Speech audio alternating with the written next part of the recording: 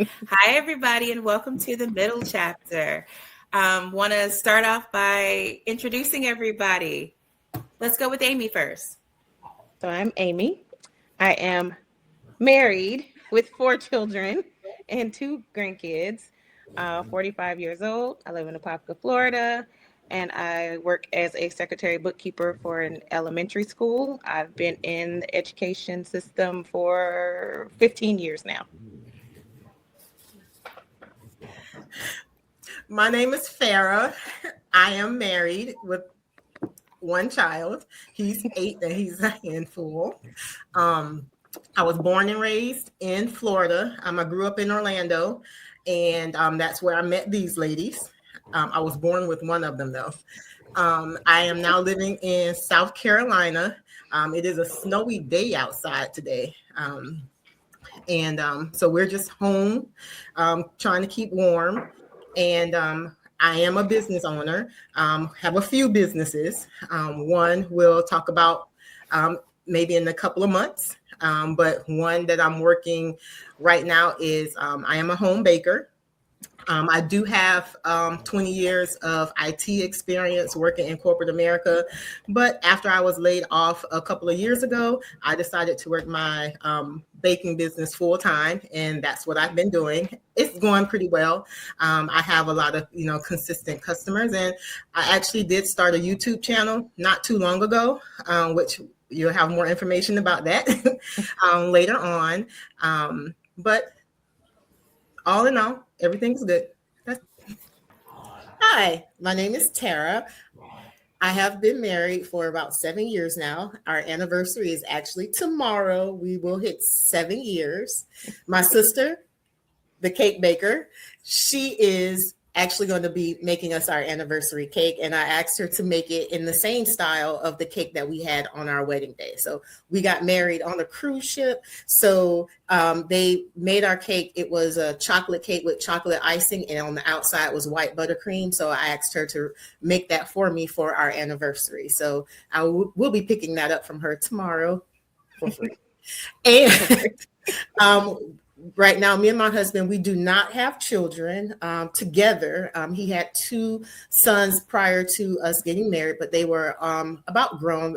They were recently graduated from high school when we got married. So we don't have 2 children together, but we do have plans to expand our family. So there will be more to that story as we move along in our process. That's it so far. Okay, and last but not least, I'm Carlise. This was my idea to start the podcast. I am a 46 and fly. I am a widow, and I live in Los Angeles. I've worked in sports, digital production for many years. These are 3 of the most amazing women that I love very much. And the reason why I wanted to start this podcast is because beginning of 2026, I prayed for community. And I'm out in LA. I have friends, of course, but I really wanted to be surrounded by people who I can learn from, who I love and care about. And then I thought, I have these people. I just don't reach out to them as much as I used to. We all have, our individual lives, and everyone is very busy. We got grandmothers. I didn't know you were a grandmother, Amy. We got grandmothers and mothers and business owners. And so I just wanted us to take some time to come together once a week and just talk about life and what's going on. So with that, we're going to start. Like, ladies, tell me. Okay, so first and foremost, my memory is horrible. I mean, so it might be the tequila shots. I can't call it, but I want someone to take a minute and we'll start with one of the twins. Let us know, let the audience know, like, how did we all meet? Give us your story. So I think with you, Carlise, I met your mom first. because she was my PE teacher. Okay, okay. And I think you met Farah because y'all were in the same class, and I met you later after that. But I actually met your mom first as my teacher, and then in elementary school. Yeah. And then when we got to middle school, I believe me and Farah, we were like around in the 8th grade, and Amy was like in the 7th grade. We were at different schools, but then we started attending the same church, and that's where we met Amy. So we met her when we were around middle school age at church, and we met you in elementary school. Wow. Yep. So it's been a long time. You know, we're all 46 now. No, I'm 45. Like, get it right. Well, and then I mean, because you guys are older than I am. 3 days. 3 days. And Amy, it's exactly 6 months. Exactly. 6 months. However, for 6 whole months, almost I am younger than you. Oh my gosh. Amy, do you remember the first time you met the twins? I do. Like they said, it was at church.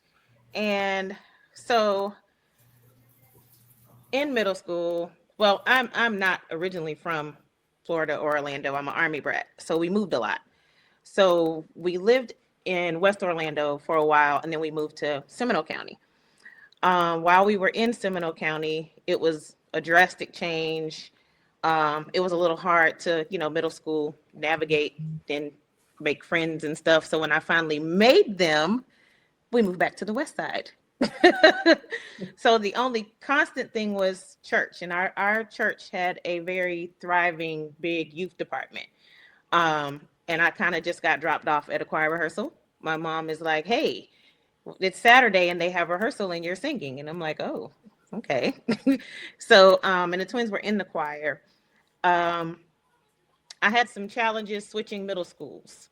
And so I believe my mom talked to their dad, and we were in the choir together, and we kind of talked in the choir, but she was like, "I just need somebody that, you can be friends with that is not as challenging as what you're having in school."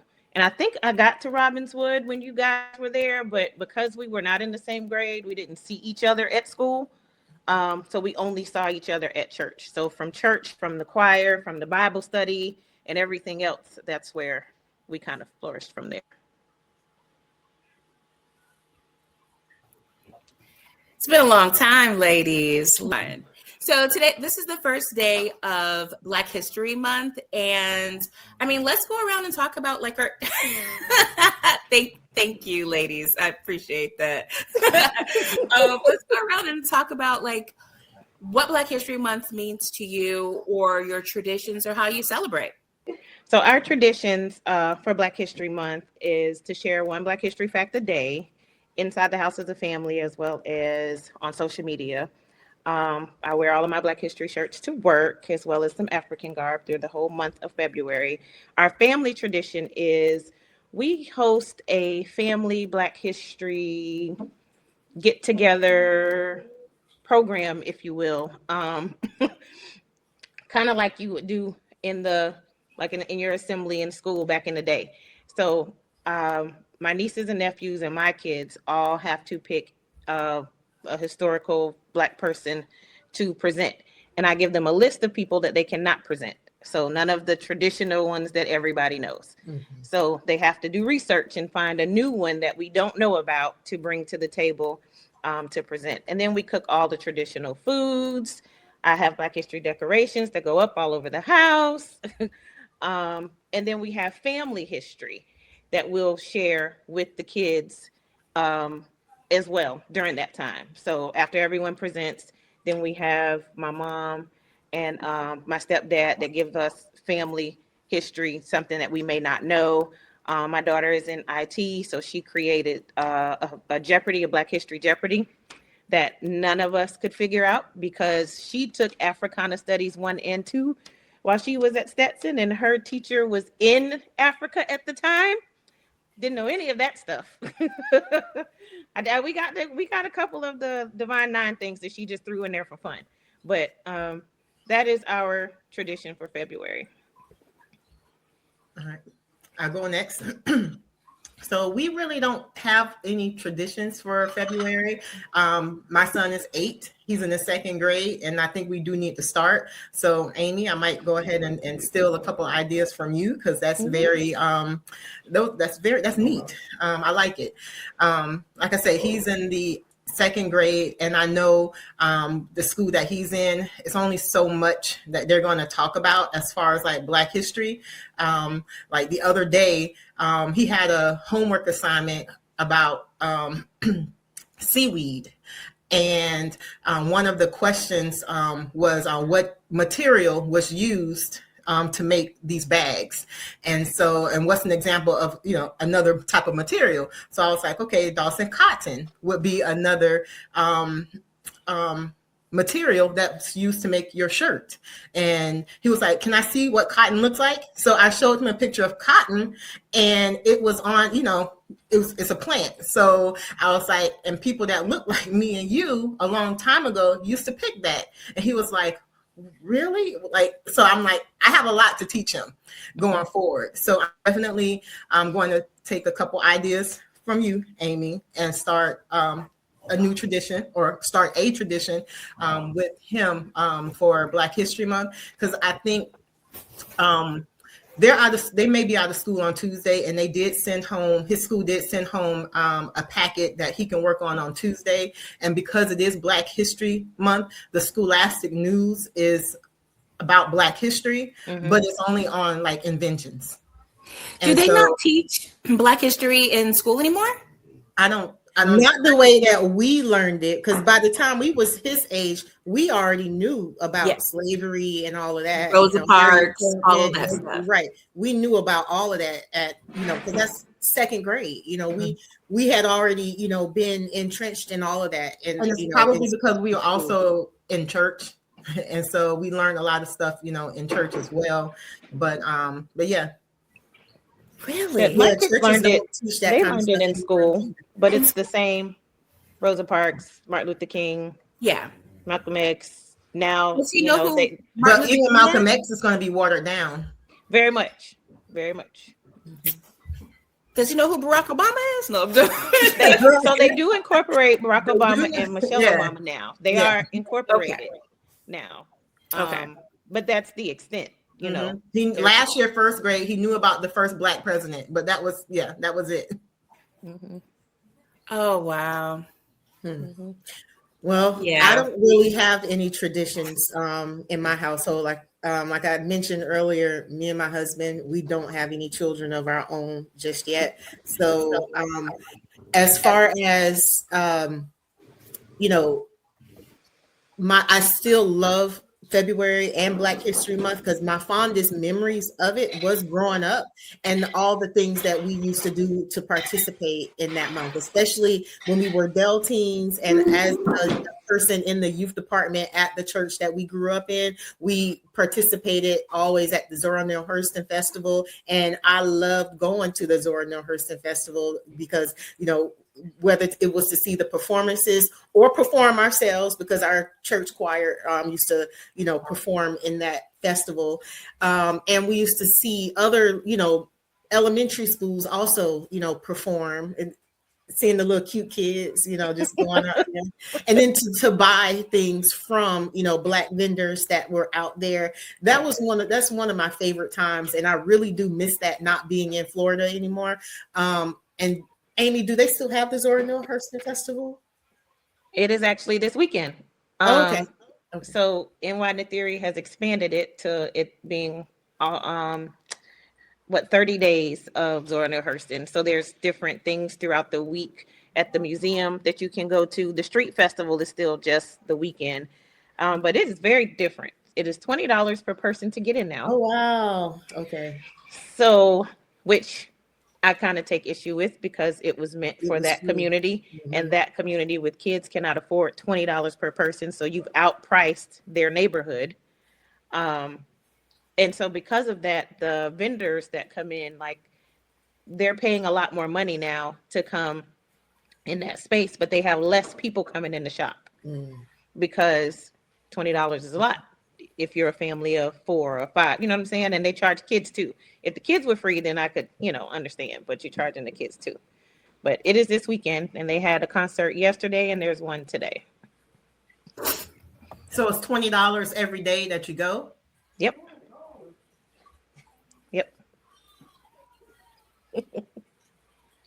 In our neighborhood.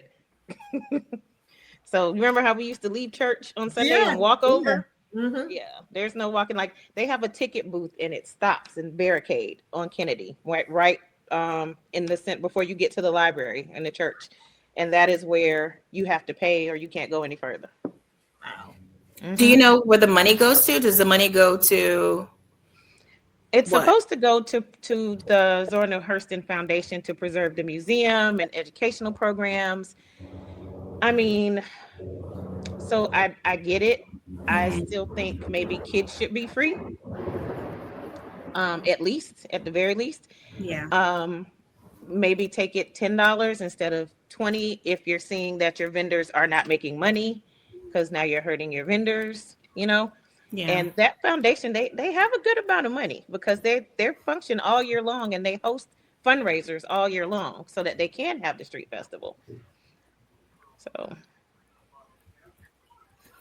Well, similar to Tara, I don't have any children, but in, working or living in LA, there's a lot of like different parades and stuff, but I don't really have any traditions for Black History Month. Maybe I'll watch, some documentaries, on TV or something like that, but I don't have any. February to me is more so Super Bowl, All-Star Week. I'm sorry, guys. I am Black history, so but when I think of February, that's the first things that come to mind. But when you guys mentioned that we should talk about Black History Month, I was like, that's a really great idea. Growing up though, one of my favorite memories was being in Deltines and stepping in the parade. You guys remember that? Yeah. That was so fun. Like, we would, walk in the different parades and step, and that was really fun. Just learning the different moves and stuff like that. But yeah, and me and Farrah had to pull double duty in those parades because we had to march with the Deltines, and then we had to Turn around and march. turn around and like run to where the church was and get in line with the church and march with the church. So whoever was going first, we would have to once we got to the end, we would have to go and catch up with the other group and march with the other group. So it was fun, but it was a lot on that day. Yeah, because not marching with the church was not a thing. Yeah. And not doing anything that the church did growing up was not a thing. No matter what we did the day before, the night before, the day of. We didn't have a choice. Did not have a choice. And nowadays, parents give their kids a choice. Oh, I don't give my son a choice. Yeah. He'll be the only kid up in church. So I made Parker join the choir after COVID. They were trying to put the choir back together. And I made her go, just like my mom made me go. There was 5 little kids in there, and they were all younger than her. She's the oldest one. And they got up there and sang one for Sunday. And my mom said, if you don't get her out that choir stand with those little kids, she was like, it just looks sad. I said, but she sings. I didn't have a choice. She was like, well, times are different. Get her out the choir stand. So my compromise was, you are going to usher. You don't want to be up there with the little kids because it's not enough of them that came back to have a children's choir, youth choir, So they kind of merge them all together. So no, you're going to usher then. You're going to hold the doors. Got to do something. Yes. Yep. Tara, what are you doing for your anniversary? On Thursday, we are actually leaving to go on a cruise. And actually, this is a Super Bowl cruise. I don't know if y'all have, it's the same cruise we got married on, actually. And it's going to be with the same group of people, that group that we kind of went to their, I don't know if y'all went to their all orange party that one time on the cruise, but we decided to spend our anniversary going back on the Carnival cruise, not the same boat, but it's with the same group, because the group that I'm going with, they actually go on the cruise every year during the Super Bowl. Okay. So we're going with that group. We'll be gone for 5 days, and this time we'll be with a whole bunch of extended family, because they're a family, as they like to say. But I should invite you guys to the group, so maybe next year you guys can. I mean, I like to travel. I went on my first cruise last year, guys. My first cruise. Oh, wow. I had a blast. What was it? 7 days in Europe. It was amazing. Wow. Check my TikTok. I got lots of videos. No, but where are you actually going? Well, we're going to Cozumel and Costa Maya. We're leaving out of New Orleans, so the whole group, we're flying to New Orleans like 2 days early, so that we I would just stay in New Orleans. I mean, we've already been to those places that in Mexico. So we're not going for the for the cities or for the excursions. We're just going because to spend time with that group. They like to travel together and do things. Matter of fact, one of the ports, we're not even going to do any excursions on that because we're having a beach party they rented out a private beach area at a resort for our group to go and have a beach party. So like they say, they just like to travel and party together. So it's not like most of us have already been to those places. Huh? Two of my favorite things: travel, party. Here's my invite. Right, all for it. I'll invite you all to the group because it's really fun. So we were on it. That's the cruise that we were on. Y'all didn't go on the cruise, but y'all. Fair.